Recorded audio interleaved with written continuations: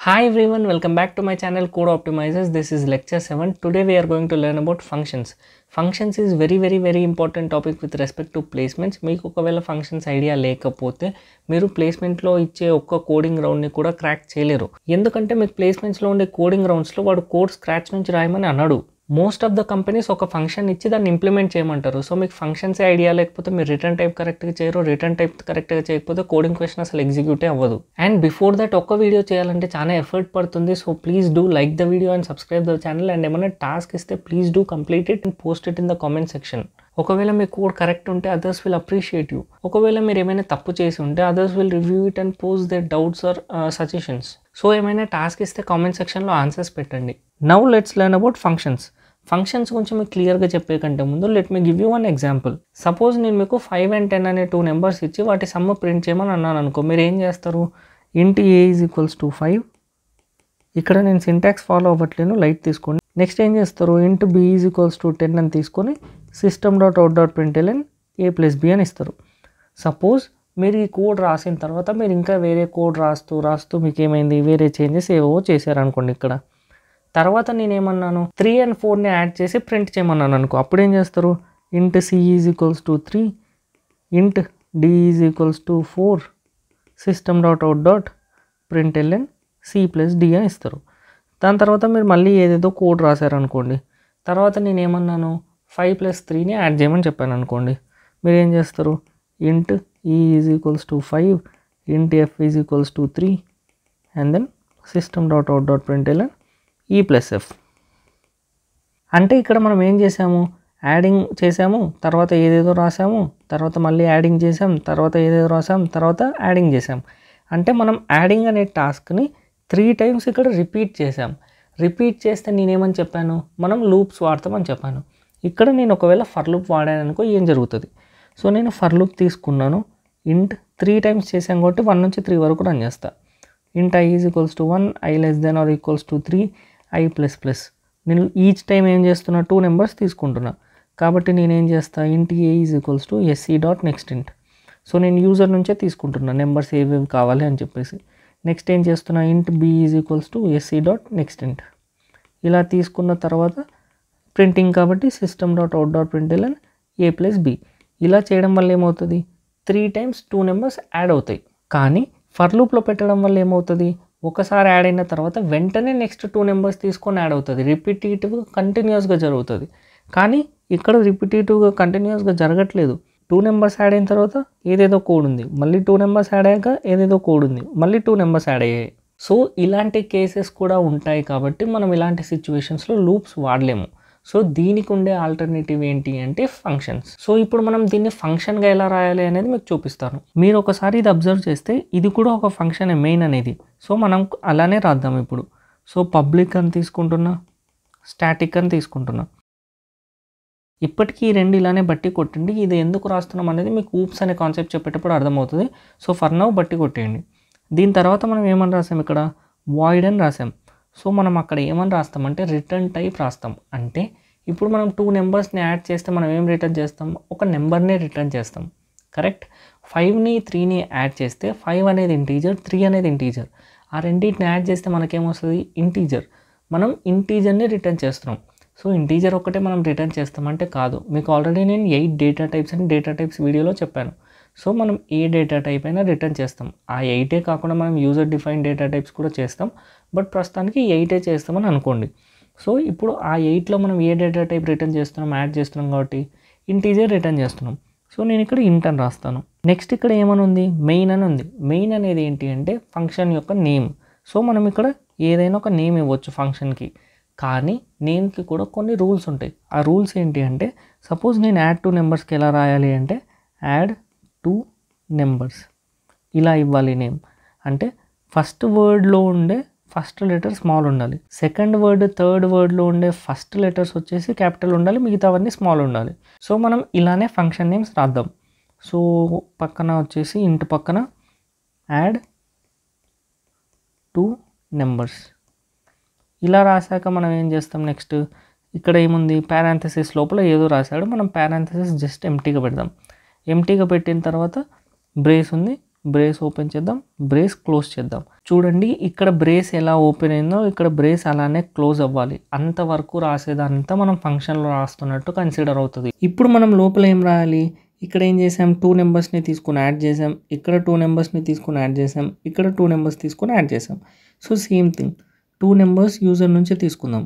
SC dot next int and then int b is equals to SC dot next int and then ఇంకా ఏం చేసాం, system dot out dot println a plus b. ఇలా మనం ఎప్పుడెప్పుడు చేస్తున్నాం, ఈ ప్లేస్లో చేస్తున్నాం, ఈ ప్లేస్లో చేస్తున్నాం, ఈ ప్లేస్లో చేస్తున్నాం. అలా 3 సార్లు మనం రాయకుండా ఒకటేసారి ఒక ఫంక్షన్లో రాసుకుంటాం. రాసుకొని మనకు అది అవసరమైనప్పుడల్లా కాల్ చేస్తాం. సో కాల్ చేస్తే ఏమవుతుంది, దాంట్లో ఉన్నది కోడ్ ఎగ్జిక్యూట్ అవుతుంది.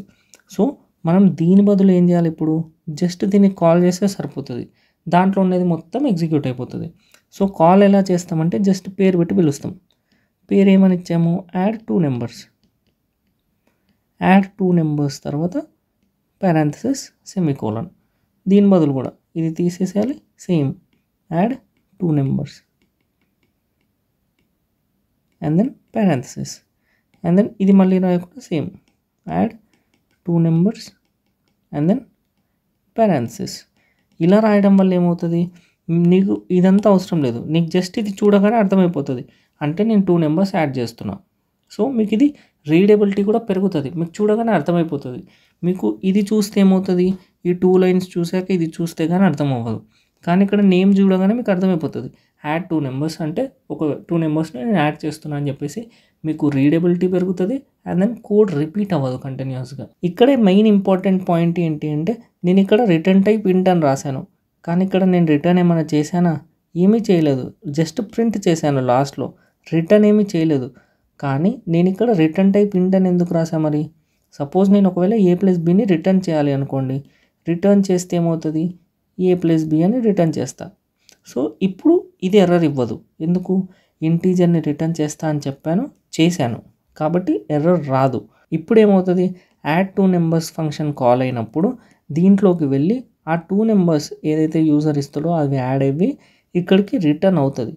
ఇక్కడ మీరు int c is equals to add 2 numbers అని ఇచ్చారనుకోండి, ఏమవుతుంది, ఆ రిటర్న్ చేసింది వచ్చేసి సిలో స్టోర్ అవుతుంది. అలా మీరు రిటర్న్ చేసి స్టోర్ చేసుకోవచ్చు. ఫర్ ఎగ్జాంపుల్ ఇక్కడ నాకు just system dot out dot print అయితే సరిపోతుంది, నాకు రిటర్న్ ఏం అవసరం లేదనుకోండి, రిటర్న్ ఏమీ చేయకుండా జస్ట్ రిటర్న్ అని రాసేసి ఏమీ చేయట్లేదు కాబట్టి ఇంట్ బదులు మీరు వాయిడ్ రాయొచ్చు. ఆ 8 డేటా టైప్స్ కాకుండా మీరు ఏమి రిటర్న్ చేయకపోతే వాయిడ్ అని రాయొచ్చు. సో దీని గురించి థియరీ పార్ట్ ఇంతే అండి. మీకు నెక్స్ట్ అంతా నేను VS కోడ్లో చూపిస్తాను క్లియర్గా స్టెప్ బై స్టెప్. మీకు ఒకవేళ అది అర్థమైపోతే functions will be done. Function name ఎలా క్రియేట్ చేస్తారని చెప్పాను, public static and then return type ఇస్తారని చెప్పాను. రిటర్న్ టైప్ ఏమీ లేకపోతే వాయిడ్ అని ఇస్తాం and then name of the function, for example print hello అని ఒక నేమ్ తీసుకుందాం. సో ఇప్పుడు నేను పారాంథసిస్ ఇచ్చాక లోపల ఏమని రాస్తున్నా, system dot out dot print hello అని రాస్తున్నా. సో ఇప్పుడు ఏమవుతుంది, ఈ ఫంక్షన్ కాల్ అయినప్పుడల్లా దాంట్లో ఉండేదంతా ఎగ్జిక్యూట్ అవుతుంది, అంటే హలో అని ప్రింట్ అవుతుంది. సో నేను దాన్ని ఎలా కాల్ చేస్తానని చెప్పాను, ప్రింట్ హలో అని కాల్ చేస్తానని చెప్పాను. సో ఇలా రాయడం వల్ల ఏమవుతుంది, నాకు ప్రతిసారి ఇది ప్రింట్ అవుతుంది. సో నేను ఒక్కసారి కాల్ చేశాను కాబట్టి ఒక్కసారి ఎగ్జిక్యూట్ అయ్యి హలో అని ప్రింట్ అవుతుంది. సో ఇప్పుడు నేను రన్ చేస్తే ఏమవుతుంది, హలో అని ప్రింట్ అయింది. నేను ఒకవేళ 2 టైమ్స్ కాల్ చేశాను అనుకోండి, ఏమవుతుంది, రన్ చేస్తే 2 టైమ్స్ ప్రింట్ అవుతుంది. ఓకే, ఎన్ని టైమ్స్ కాల్ చేస్తే దాంట్లో ఉన్నది అన్ని టైమ్స్ ఎగ్జిక్యూట్ అవుతుంది. సో ఇప్పుడు నేను ఏమని చెప్తున్నాను, అడిషన్ ప్రోగ్రామ్ అని చెప్పాను. సో నేనేం చేస్తాను, ఇంకొక ఫంక్షన్ క్రియేట్ చేసుకుందాం, పబ్లిక్ స్టాటిక్. మనం రిటర్న్ టైప్ వచ్చేసి మళ్ళీ వాయిడే పెట్టుకుందాం, లోపల ప్రింట్ చేద్దాం, రిటర్న్ ఏం చేయట్లేదు. So add 2 numbers. సో ఆ 2 నెంబర్స్ ఏంటివి అనేది యూజర్ నుంచి మనం తీసుకోవాలి. సో స్కానర్ క్లాస్ ఉండాలి యూజర్ నుంచి తీసుకోవాలంటే, new scanner of system dot in. Scanner class తీసుకున్న తర్వాత మనం ఏం చేస్తాం, యూజర్ నుంచి ఇన్పుట్ తీసుకోవాలి. Int a is equals to sc dot next int and then int b is equals to sc dot next int. ఇలా తీసుకున్న తర్వాత 2 నెంబర్స్ని యాడ్ చేసి ప్రింట్ చేస్తే సరిపోతుంది. సో ఇప్పుడు ఏమవుతుంది, నేను ఈ ఫంక్షన్ని కాల్ చేసినప్పుడు యూజర్ని అడుగుతుంది 2 నెంబర్స్ ఎంటర్ చేయమని. ఎంటర్ చేశాక యాడ్ చేసి ప్రింట్ చేస్తుంది, మనం ఏం రిటర్న్ చేయట్లేం. కాబట్టి ఇప్పుడు నేను ఈ రెండు కామెంట్ చేస్తున్నాను అండ్ దెన్ యాడ్ 2 నెంబర్స్ అని ఫంక్షన్ కాల్ చేశాను. ఫంక్షన్ కాల్ చేస్తే ఏమవుతుంది చూద్దాం. ఇప్పుడు రన్ చేసి చూస్తే ఫంక్షన్ కాల్ అయింది. 2 నెంబర్స్ నన్ను అడుగుతుంది. ఒకటి 4 అని ఇచ్చాను, ఒకటి 3 అని ఇచ్చాను. వెంటనే 7 అని ప్రింట్ అయింది. ఎందుకు? 2 నెంబర్స్ ఇచ్చాక వాటి సమ్ చేసి ప్రింట్ చేస్తుంది కాబట్టి. ఇప్పుడు నేను ఏం చేస్తున్నానంటే నేను ఇదంతా బయటనే చేస్తా. నాకు జస్ట్ లోపల a+b చేసి ప్రింట్ చేసి సరిపోతుంది అని అన్నాను అనుకోండి. ఇప్పుడు నేను ఏం చేస్తా, బయటనే యూజర్ నుంచి ఇన్పుట్ తీసుకున్నాను. ఇన్పుట్ తీసుకున్న తర్వాత ఆ 2 నెంబర్స్ని యాడ్ చేయమని చెప్తున్నా. ఫంక్షన్ కాల్ అవుతుంది. ఫంక్షన్ కాల్ అయ్యాక దానికి 2 నెంబర్స్ తెలియదు కదా. సో ఆ 2 నెంబర్స్ తెలియాలి అనేది మనం పారాంథసిస్లో పంపిస్తాం, a, b అని చెప్పేసి. ఇలా మనం ఫంక్షన్ కాల్ చేస్తాం. చేసినప్పుడు లోపల మనం ఆ a, b అనేది తీసుకోవాలి. a అనేది ఏంటిది, b అనేది ఏంటిది ఈ లోపల తెలియదు కదా. సో మనం ఇప్పుడు డేటా టైప్స్ తీసుకోవాలి. ఇక్కడ తెలుసు, ఎందుకు? ఇక్కడ ఉన్నాయి కాబట్టి. కానీ ఇక్కడ మనం తీసుకునేటప్పుడు తెలియదు కాబట్టి మనం అప్పుడు స్పెసిఫై చేయాలి, ఇంట్ a, ఇంట్ b అని. ఇప్పుడు లోపల ఏమవుతుంది, ఆ a, bని యూజ్ చేసుకొని యాడ్ చేస్తున్నాం. సో ఇప్పుడు నేను రన్ చేసి చూశాను అనుకో, ఏమవుతుంది, ఇక్కడ 2 నెంబర్స్ అడగడం వల్ల 2 నెంబర్స్ తీసుకుంటాం. 3 అని ఇచ్చాను, 6 అని ఇచ్చాను అనుకోండి. ఇంకా ఎంటర్ కొట్టలేదు. కొడితే ఏమవుతుంది, ఈ ఫంక్షన్ కాల్ అవుతుంది. అంటే ఇది కాల్ అయ్యాక ఏమవుతుంది, మనం పంపించిన a, b తీసుకెళ్ళి యాడ్ చేస్తున్నాం. సో మనం పంపిస్తున్న a, bలు ఏంటి, 3 and 6 యాడ్ అయ్యి ప్రింట్ అవుతుంది. సో ఇప్పుడు 9 అని ప్రింట్ అవుతుంది. ఇక్కడ వీటిని ఏమంటామంటే మనం పారామీటర్స్ అంటాం. పారామీటర్స్లో మనం ఏం కావాలంటే అవి పంపిస్తాం. పంపించినది ఇక్కడ కలెక్ట్ చేసుకుంటాం. ఏమంటే కలెక్ట్ చేసుకునేటప్పుడు మనం డేటా టైప్ మెన్షన్ చేయాలి. ఎందుకంటే లోపల దానికి తెలియాలి, వాడుకునేటప్పుడు అది ఏ డేటా టైప్ అనేది తెలియాలి కాబట్టి. ఇప్పుడు మనం ఏం చేద్దామంటే a+bని ప్రింటింగ్ కూడా బయట చేద్దాం. సో నేను బయటకు వచ్చి a+bని ప్రింట్ చేయాలి. కానీ ఇప్పుడు ఇక్కడ ఫంక్షన్ కాల్ జరిగాక ఏమవ్వాలి, 2 నెంబర్స్ యాడ్ అవుతాయి కదా. యాడ్ అయ్యింది మాత్రమే నాకు రిటర్న్ చేయమంటున్నా, ప్రింట్ వద్దు, నాకు రిటర్న్ చేయమంటున్నా 2 నెంబర్స్ని యాడ్ చేసి. సో నేనేం చేస్తా, రిటర్న్ a+b 2 నెంబర్స్ని యాడ్ చేసి రిటర్న్ చేస్తున్నా. కానీ ఇక్కడ ఎర్రర్ వచ్చింది. ఎందుకు? ఎర్రర్ ఒకసారి చూస్తే వాయిడ్ మెథడ్స్ కెనాట్ రిటర్న్ ఏ వాల్యూ. సో మెథడ్ ఏమని చెప్పాను, మెథడ్ ఏమని చెప్తుంది, వాయిడ్ అంటే ఏమీ రిటర్న్ చేయదని చెప్తున్నా. కానీ ఇక్కడ ఏం రిటర్న్ చేస్తున్నా, a+b అనే ఇంటీజర్ని రిటర్న్ చేస్తున్నా. కాబట్టి ఇక్కడ ఎర్రర్ వచ్చింది. కాబట్టి ఇక్కడ మనం ఏం చేయాలి, ఇంట్ అని ఇవ్వాలి. ఇప్పుడు ఎర్రర్ పోయింది. సో మనం ఇంటీజర్ని రిటర్న్ చేస్తున్నాం. సో ఇంటీజర్ని రిటర్న్ చేయడం వల్ల ఇక్కడికి ఏమవుతుంది, ఇంటీజర్ వస్తుంది, ఇక్కడికి వస్తుంది. కానీ మనం దేనికి వాటిని అసైన్ చేయట్లేము కాబట్టి దేనికన్నా అసైన్ చేయండి. ఇంట్ c = add 2 numbers of a, b. ఇప్పుడు ఏమవుతుంది, నువ్వు ఇచ్చిన a, b పంపించడం వల్ల ఆ రెండు యాడ్ అయ్యి రిటర్న్ అవుతుంది. రిటర్న్ అయ్యే నెంబర్ వచ్చేసి ఏమవుతుంది, దీంట్లో స్టోర్ అవుతుంది. రిటర్న్ అయ్యే నెంబర్ ఏంటి, a+b, అది cలో స్టోర్ అవుతుంది. ఇప్పుడు మనం జస్ట్ cని ప్రింట్ చేస్తే సరిపోతుంది కదా. సో cని ప్రింట్ చేస్తాం. ఇలా మనం 2 నెంబర్స్ని యాడ్ చేసి ప్రింట్ చేస్తాం. ఇప్పుడు నెంబర్స్ అడుగుతుంది కదా, రన్ చేసినా కాబట్టి 7 ఇచ్చా, 8 ఇచ్చా, 15 ప్రింట్ అవుతుంది. ఇది జస్ట్ యాడింగ్ 2 నెంబర్స్ కాబట్టి మీకు ఇలా కోడ్ కనిపిస్తుంది. ఇప్పుడు నేను ఏం చేస్తానంటే ప్యాటర్న్ ప్రింటింగ్ ఉంది కదా, ఇక్కడ ప్రింట్ చేసి చూద్దాం. ఇక్కడ నేను ఏం చేస్తానంటే ఈ 2 ఫంక్షన్స్ తీసేస్తాను. తీసేసి పబ్లిక్ స్టాటిక్ ప్యాటర్న్ ప్రింటింగ్లో మనం ఏం రిటర్న్ చేయం కాబట్టి వాయిడ్ అని పెట్టి పేరు వచ్చేసి ప్యాటర్న్ ప్రింటింగ్ అని ఇద్దాం. సో నేమ్ ఇలా ఇచ్చాను. లోపల ఏం పారామీటర్స్ వెళ్తాయి అనేది చూద్దాం. ఇలా ఇవ్వడం వల్ల ఇప్పుడు ఏం చేస్తున్నా, సపోజ్ నేను ఏ ప్యాటర్న్ ప్రింట్ చేయాలి. For example let's take right angle triangle star pattern. మీకు ఒకవేళ ప్యాటర్న్ ప్రింటింగ్ ఐడియా లేకపోతే లాస్ట్ వీడియో చూడండి, క్లియర్గా మెన్షన్ చేశాను. ప్లేస్మెంట్స్లో అడిగే ప్యాటర్న్స్ కూడా మీరు క్లియర్ చేయొచ్చు. సో ఆ వీడియోలో మనం ఏమని చేసాము, ఫర్ ఇంట్ i = 1, i <= 5, i++. ఇలా అవుటర్ లూప్ నెంబర్ ఆఫ్ లైన్స్కి రన్ చేసాం. ఇన్నర్ లూప్ వచ్చేసి రైట్ యాంగిల్ ట్రయాంగిల్ కదా, ఈచ్ లైన్లో ఎన్ని ప్రింట్ అవుతాయి, ఎన్ని i వాల్యూ ఏముంటే అన్ని స్టార్స్ ప్రింట్ అవుతాయి. So j = 1, j <= i, j++. ఇలా తీసుకున్నాక లోపల స్టార్ ప్రింట్ చేసాం. సో ln తీసేయాలి, స్టార్ ప్రింట్ చేసాం. తర్వాత లైన్ బ్రేక్ ఈచ్ రో తర్వాత. సో ఇలా మనకేమైంది, star pattern right angle triangle print అయింది. సో ఒకసారి నేను అది కాల్ చేసి చూస్తే ప్యాటర్న్ ప్రింటింగ్ ఇలా కాల్ చేయడం వల్ల ఏమవుతుంది, నాకు ఆ ప్యాటర్న్ ప్రింట్ అవుతుంది. ఒకసారి రన్ చేసి చూస్తే ఆ ప్యాటర్న్ ప్రింట్ అయింది. కానీ ఇక్కడ నాకు ఎన్ని లైన్స్ ప్రింట్ అయింది, 5 లైన్స్. సో ఎందుకు, ఇక్కడ నేను 5 లైన్స్ అని ఇచ్చా కాబట్టి. నాకు ఫర్ ఎగ్జాంపుల్ నేను యూజర్ నుంచి తీసుకోవాలి ఎన్ని లైన్స్ కావాలి అనేది, కాబట్టి యూజర్ నుంచి తీసుకుందాం. యూజర్ నుంచి తీసుకోవాలంటే స్కానర్ క్లాస్ ఉండాలా. Scanner sc = new scanner of system.in. ఇలా తీసుకున్నాక నేను ఏం చేస్తున్నా, యూజర్ నుంచి నెంబర్ ఆఫ్ లైన్స్ అడుగుతున్నా n అని తీసుకొని. సో నెక్స్ట్ ఇంట్ సి అని ఇచ్చానా, నెక్స్ట్ ఇంట్. ఇప్పుడు నెంబర్ ఆఫ్ లైన్స్ నేను యూజర్ నుంచి తీసుకుంటున్నా. నా ప్యాటర్న్కి తెలియాలి ఎన్ని లైన్స్ అనేది నేను యూజర్ ఇచ్చాడని చెప్పేసి. సో నేను ఇక్కడ పాస్ చేయాలి కదా, n అని పాస్ చేస్తున్నా.